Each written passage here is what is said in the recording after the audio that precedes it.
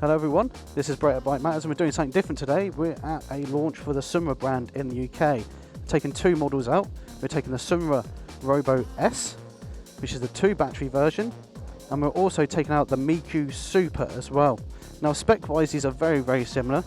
They run the same kind of battery and same hub motor, but as you can see they're two very different looking bikes.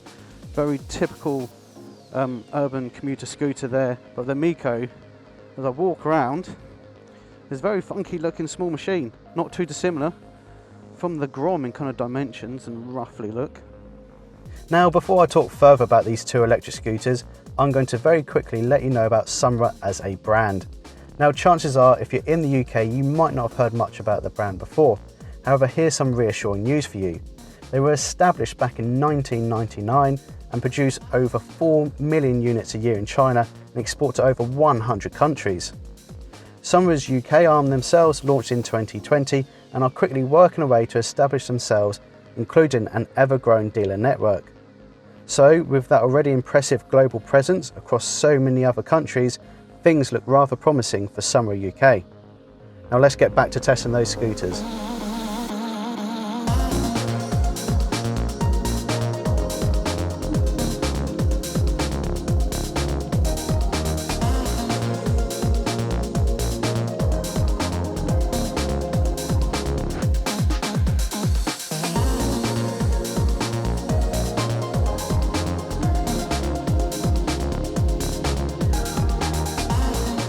Yeah, we started at the back of the pack, so we're going to try and catch these guys up. So yeah, this is the Miku Super. So this is a funky looking machine from Sunra, and it has a 3 kilowatt motor, or hub motor I should say, which is in that rear wheel. Now as top speeds are concerned, it'll get to about 50 miles an hour, obviously on a kind of full charge. Now we have 2 batteries on this, which are 72 volt, I think it's 20 amp hours, and they reckon you get about 40 miles of range per battery with a top about 80 miles, but obviously that's going to be in perfect conditions. The acceleration is better than I was expecting, in all honesty. The acceleration is pretty damn good to 40-45. Now they say that's thankful to the 72 volt battery on this. I don't think we're going to gain these guys. I'm maxing out. They say 50 mile an hour top speed. At the moment I'm doing 46. I'm not going to do much more than that. Now the dimensions, I have to say, aren't too bad. It is obviously a diddy little thing, but it feels alright actually. Yeah, there we go at 45 now, and that's about all she wrote. We've obviously on this digital display here got our battery life at 97%. Then we've got our modes down there. We're in mode 2 at the moment. Actually that's true. Let's whack this into mode 3 and be even faster. Whoop, whoop. That was my own fault there. Now we see what the top speed is. But yeah, mode 2 got to 45. Nice little tick tock there from the indicator.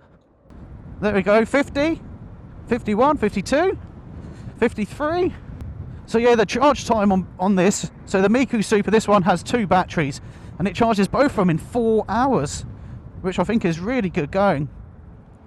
It also has regenerative braking, so basically when you put the brakes on this model, on the Miku Super, not on the Robo-S, it will get you a little bit of power back on braking, so that's always pretty good.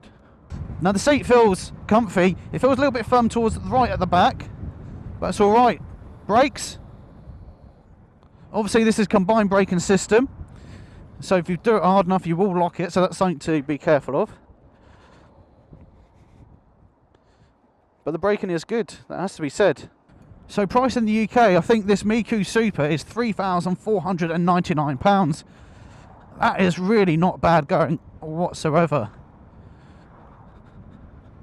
It is very light and agile. I think it's just over 100 kilograms with the 2 batteries, which is amazingly light. Now we've got full LED lighting, which is pretty cool.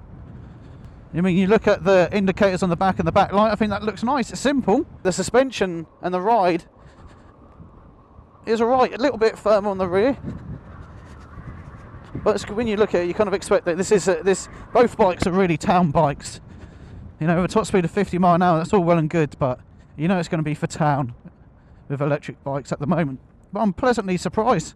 I think the dash on this with the black background and white text is really nice. The speedometer is lovely and clear. Now, I'm not quite sure how this will feel for the taller riders out there, but my legs are okay currently. So yeah, the things that are impressing me so far, I mean, the acceleration is pretty good. I have to say up to 40-45 is very respectable acceleration. The brakes are more than adequate. They do a good job. Nice progressive braking, good feel to them.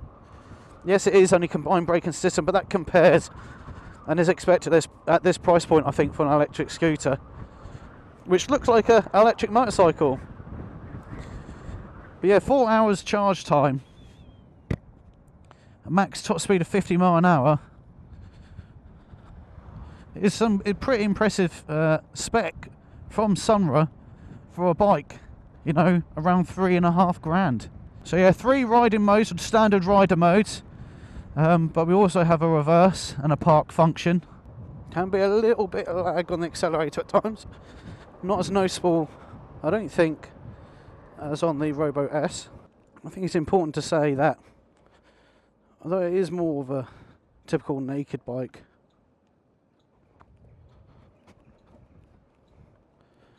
feeling to it, there's not too much like wrist fatigue going on. That's one thing to say. It doesn't feel all that bad on the wrists. Nice little journey this. Hoping those black clouds don't greet us with rain, but I'm sure we'll have fun anyway.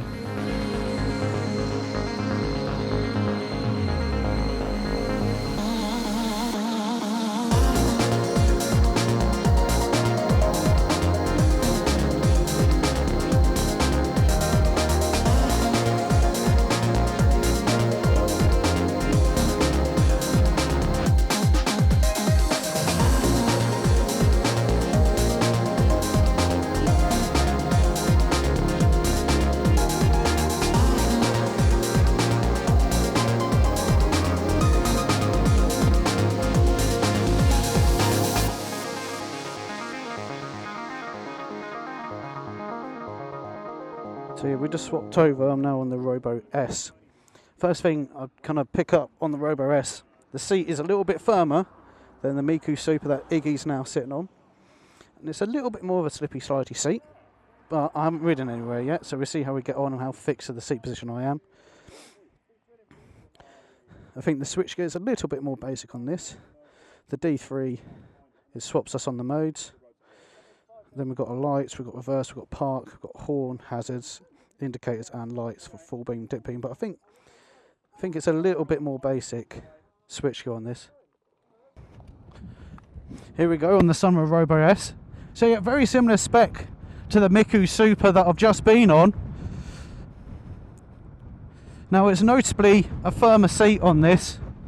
I thought it was going to be slippy slidey, but I've seen pretty well positioned so far. Knees feel relatively high, and there's not the most foot room down there. I'm only size 9. Dimensions wise, this is obviously a bit different. The Miku Super is obviously more like a motorcycle. This is a step through scooter, but there's not the most foot room in the world, so it'd be interesting to see how the taller journalists are getting on. But the same to 40 mile an hour is respectable. Not quite, I don't think it's quite as fast as the Miku Super. So yeah, this is the same 3 kilowatt hub motor in this, which is in that rear wheel. The same battery technology as well, I believe. The 72 volt 20 amp hour batteries on this, which take 4 hours to charge and can be charged by just putting the power lead into just in front of the seat there. Suspension's a little bit firmer, especially on the rear. Well, it's just firm altogether, I think. It's going to be all fine for around town. Again, it's a little bit firm. Now, so remember, we've got a combined braking system on this, but we do have brake discs front and back. Acceleration is respectable. Again, top speed of this is going to be about 50. On the Miku Super, we got to about 53, I think it was, on the dash, of course. But again, this is an option under £3,500. So Sunra have come in with a really good option here for an electric scooter at this price point. There's no denying that. Now my initial feelings on this is it feels quite compact. I'm only 5'6". It feels okay to me, but you do kind of appreciate the compact nature of this. There's not the biggest amount of foot room going. Acceleration is respectable to 40 though, 40, 45, it's good. I do get a little bit of lag on the accelerator at times. I think for the price point of under £3,500, Sunra have done a great thing by putting it in this price point as being a really, really competitively priced scooter. And also it comes with 2 batteries for that price as well.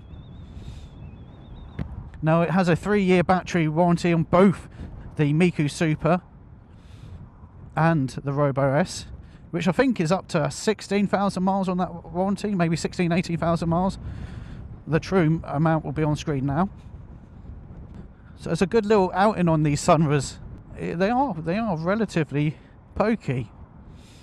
I think out of the two, my pick would be the Miku Super. I think it looks better. I think it rides better. Just overall, I think it's the better out of the pairing, but there's no denying that the Robo-S is going to be suitable for a lot of people out there, especially inner cities. But both having dual batteries going up to 50 mile an hour. Suspension is definitely a little bit firmer. It's going to be fine for around towns. You do feel it a bit more. The seat is a little bit firmer, so you can feel the lumps and bumps a little bit. The screen, I think, is just a little bit dim. I want it a bit more flamboyant than that.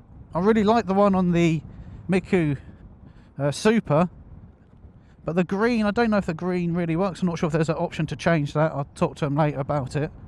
Picks up enough, it really does. I thought it was going to be really slow from like 20, 25 to 40, but it's actually pretty respectable, and I think that's why someone would do alright in the UK. To summarise, the Robo-S for me is the smart and sensible option. Reserved, yet modern and stylish. Available in quite basic colourway options of white or black, though I do think this helps keep it to that minimalist styling. There were bits I felt could be improved on the Robo-S. The switchgear is a bit on the dated side, the suspension is a tad firm, the dash struggles a bit with glare, and there isn't heaps of foot room. However, there is a lot going for the Robo-S too.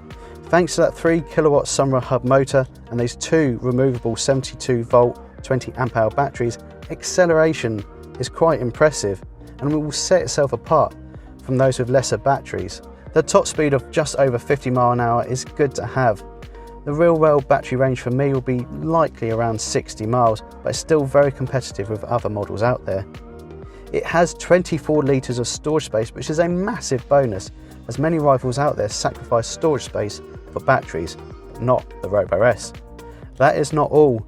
Throwing keyless tech with fingerprint scanner, digital dash, app integration, USB charging port, front and rear brake disc, and auto LED lights, then it really does paint a very positive picture for the Sunra Robo-S, which has the extremely competitive price tag of £3,299 after the use of a grant. Now on to my final thoughts of the Miku Super.